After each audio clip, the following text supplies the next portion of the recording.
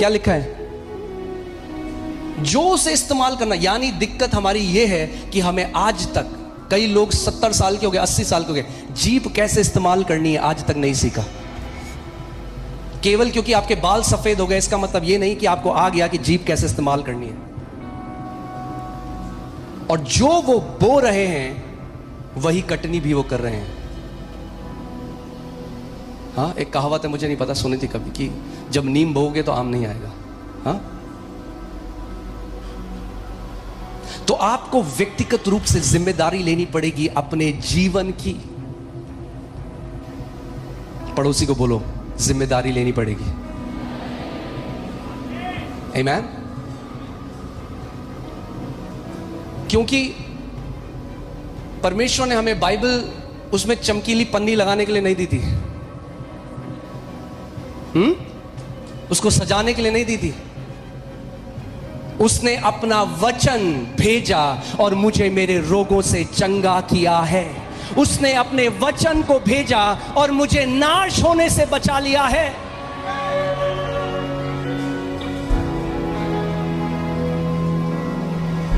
Put Psalm 107 verses 20। क्या लिखा है यहां पे? वह अपने वचन के द्वारा उनको चंगा करता है। कैसे चंगा करता है आपको? कैसे चंगा करता है? वचन के द्वारा। English Bible says better, he sends his word. वचन को वो भेजता है, मगर वो तो भेजता है, क्या आप उस भेजे वचन को ग्रहण करते हो? परमेश्वर का भेजना एक बात, उस भेजे गए वचन को ग्रहण करना दूसरी बात है। कितने लोग हैं जब वचन भेजा जाता है तो वो बिजी हैं, हाँ, कैजुअल है, और बाद में हो।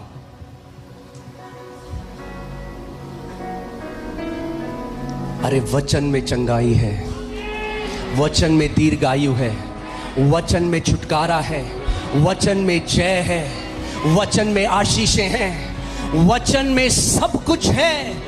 क्योंकि आदि में वचन था, वचन परमेश्वर के साथ था और वचन ही परमेश्वर था, और उस वचन ने देह धरा और मनुष्यों के बीच में डेरा किया, और हमने उसकी ऐसे महिमा देखी जैसे इकलौते की।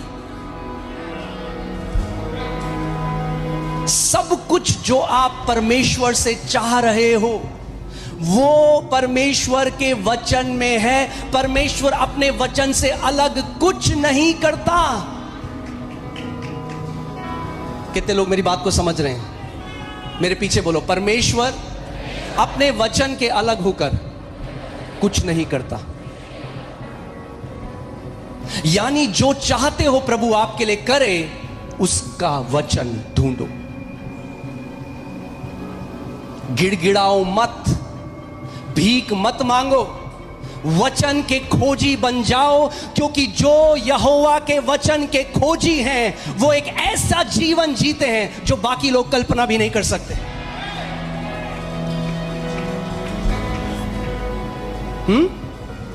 आज लोग बस प्रार्थना करो, प्रार्थना, अरे क्या प्रार्थना करो, पता ही नहीं है लोगों को।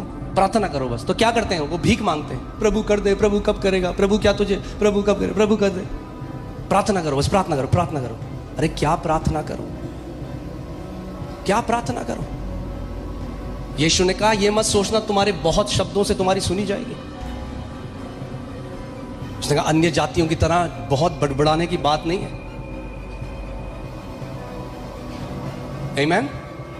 ठीक है, अभी तक विश्वास में दृढ़ होकर क्या करो? शैतान का विश्वास में दृढ़ होकर क्या करो? शैतान का हम शैतान का सामना नहीं करना। हम कहते हैं प्रभु तू कर दे, तू कर प्रभु, मैं तो भाग रहा हूं। मगर प्रभु कह रहा है नहीं, तू मेरा जयवंत बेटा और बेटी है, तुझे मैंने अपना अधिकार दिया है, मेरा वचन तेरे मुंह में है।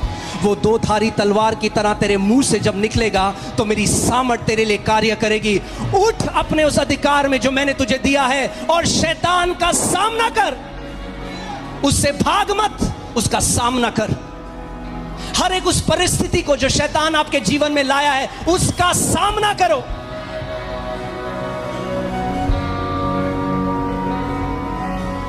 आमीन, हालेलुया। याकूब 4:7 हम देखते हैं, हर बार हम देखते हैं कि परमेश्वर क्या चाहता है।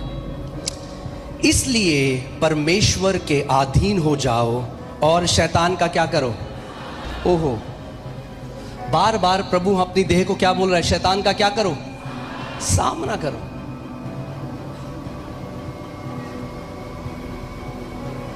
परमेश्वर के अधीन हो जाओ। परमेश्वर के अधीन कैसे होते हो आप? ऐसे बोल के, प्रभु हम तेरे अधीन हैं, तो हम तेरे अधीन आ गए। हाँ, ऐसे नहीं होते। यस, जब आप वचन के अधीनता में आते हो तो आप परमेश्वर के अधीन आ जाते हो, क्योंकि परमेश्वर वचन है। कैसे? You submit to God when you submit to his word, because his word is our ultimate authority. उसका वचन हमारा सबसे बड़ा अथॉरिटी है।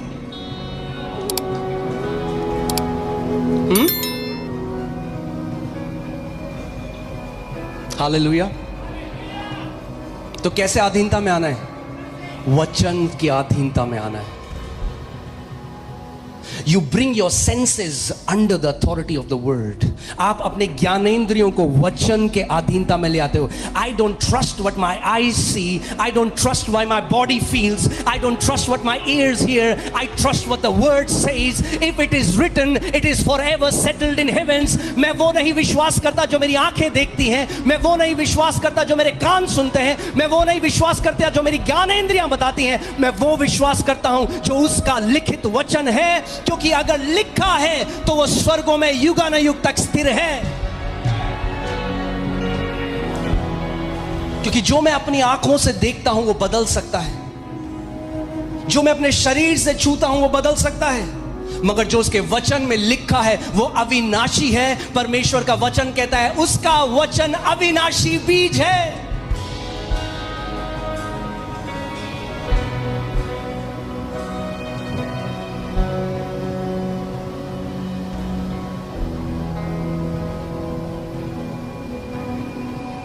यीशु ने कहा जब मैं वापस आऊंगा क्या मुझे पृथ्वी पर विश्वास मिलेगा? हाँ, एक लड़ाई हुई तो एलपीजी सिलेंडर की इतनी किल्लत हो गई, लोग परेशान हैं। अरे उससे बड़ी किल्लत विश्वास की है कलीसिया में। क्यों आज इतने कम विश्वासी हैं जो विश्वास में कमजोर हैं? थोड़ा सा प्रेशर आता है मुंह से उल्टा सीधा निकलने लग जाता है। क्यों? विश्वास में क्यों अड़िग नहीं है? क्योंकि वचन का आदर करना नहीं सीखा आज तक। कलीसिया रीति रिवाज की तरह जा रहे हैं, बस वर्शिप में नाच लो। अरे उसके वचन में जीवन है, उसके वचन में जीवन है, उसके वचन में चंगाई है, उसके वचन में दीर्घायु है। सब कुछ जो आपको चाहिए परमेश्वर के वचन में छुपा हुआ है। अब मुझे एक बात बताओ, एक बीज, जब एक पति और पत्नी एक होते, जब एक बीज गर्भ में जाता है, आपकी आंखें कहां थी? आपका हृदय कहां था? आपकी हड्डियां कहां थी? आपके बॉडी के ऑर्गन्स कहां थे? उस बीज में थे। जो कुछ आप आज हो, जो बन गए हो, ये जो मैं इतना लंबा हो गया हूं, मैं कहां था? उस बीज के अंदर था। आपकी चंगाई कहां है? उस अविनाशी बीज में है। आपका छुटकारा कहां है? उस अविनाशी बीज में है। आपकी बढ़ोतरी कहां है? उस अविनाशी बीज में है। हर एक चीज जो आपको चाहिए वो उसके वचन के बीज में छुपी हुई है। You were wrapped up in a seed form in your mother's womb. Your eyes, your ears, your lungs, your kidneys were in the form of a seed. And Luke 8:11 says, the word of God is the seed. Everything that you need is wrapped up in the word of God. हर एक चीज जो आपको चाहिए वो बीज में है। मगर बीज एक क्वालिटी का है। बोलो, बीज एक क्वालिटी का है, अविनाशी है। मगर बीज टेबल में रखे रखे उस बीज में कलर कर दो चारों ओर से, नीला, पीला, हरा। बीज में लेदर का एक कवर चढ़ा दो, वो बीज बढ़ने वाला नहीं। वो बीज जब तक भूमि के अंदर ना जाए तब तक वो बीज बढ़ नहीं सकता। ये बीज जब तक हृदय रूपी भूमि के अंदर ना जाए ये फल नहीं फला सकता। इसको आपके the entrance of your word produces light.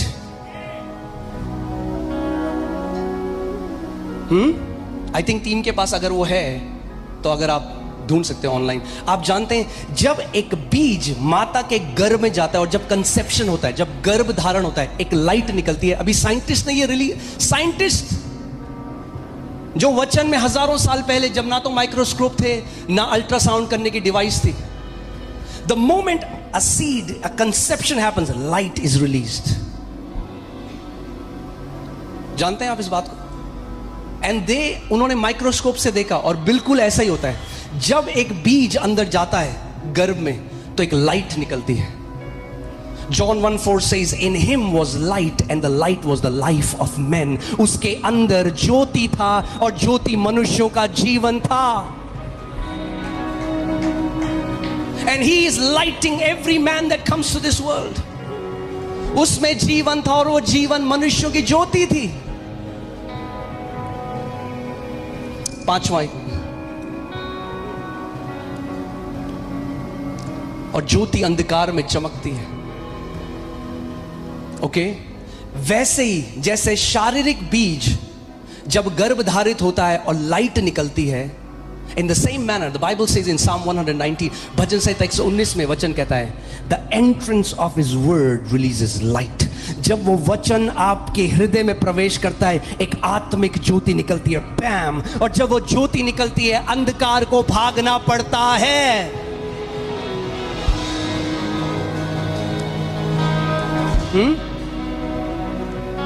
You would have heard about radiation therapies. There is a radiation therapy, the light that radiates from his presence. एक ऐसी रेडिएशन थेरेपी है उसके वचन में, जो लाइट उसके वचन से निकलती है, and it has the power to destroy every tumor, it has the power to destroy every sickness and disease. Hallelujah. बस दिक्कत यह है कि ये फ्री है, इसीलिए कईयों को इसकी अहमियत नहीं पता।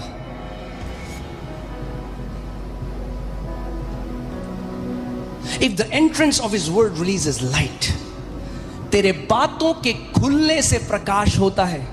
इंग्लिश बाइबल में ऐसा लिखा है, तेरे वचन के प्रवेश करने से प्रकाश होता है। सो केवल पढ़ना काफी नहीं। पड़ोसी को बोलो, केवल पढ़ना काफी नहीं है। हाँ जी हमने 10 चैप्टर पढ़ दिए। हाँ जी। अरे प्रवेश क्या हुआ? क्या प्रवेश हुआ? क्या प्रवेश हुआ? जब तक एक बीज गर्भ में प्रवेश नहीं करता, संतान नहीं हो सकती, जीवन उत्पन्न नहीं हो सकता। उसी रीति से जब तक वचन हमारे हृदय रूपी गर्भ में प्रवेश ना करे, जीवन नहीं हो सकता, फल नहीं फल सकता। आपको इसको समझना पड़ेगा। ओके, मैं बहुत हल्के कर जा रहा हूं, अभी तो शुरुआत हुई है बिल्कुल। ठीक है, वैसे भी संडे फास्टिंग का दिन है हमारा, ठीक है ना? यीशु ने कहा, हम मनुष्य केवल रोटी ही से जीवित नहीं रहेगा, मगर हर एक उस वचन से जो परमेश्वर के मुख से निकलता है। हर रविवार परमेश्वर अपनी कलीसिया में अपने वचन को भेजता है और वो कहता है, जिसके सुनने के कान हैं वो सुन ले कि आत्मा कलीसिया से क्या कह रहा है। ओके, सो कैसे बलवंत होना है हमें विश्वास में? कैसे